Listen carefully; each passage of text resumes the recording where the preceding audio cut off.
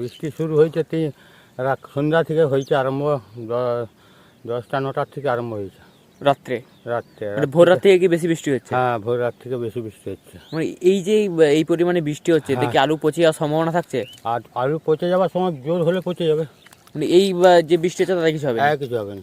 সেই কারণে কি লালাগুলো সারিয়ে রাখছে? হ্যাঁ, লালাগুলো বাগিয়ে রাখছি, জলটা তো নিকাশ করতে হবে। মানে এখন কি মাঠে জল দাঁড়িয়ে যাচ্ছে?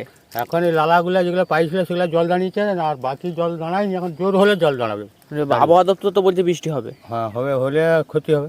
যে নিচু যে সমস্ত যে এলাকাগুলো, হ্যাঁ, সেগুলো ডুবে যাবে। যেগুলো নিচু ওগুলো কিছু হবে না। অন্যান্য যে সমস্ত এলাকাগুলো তো এখন আলু চাষ হয়নি, সেগুলো তাহলে পিছিয়ে যাবে, আবার পেঁচিয়ে যাবে। সে জমি পেঁচিয়ে যাবে, লাগাতে পারবে না চাষি। কি কারণে পেছাবে? এই তো জলে, বৃষ্টির জন্য পেঁচিয়ে যাবে।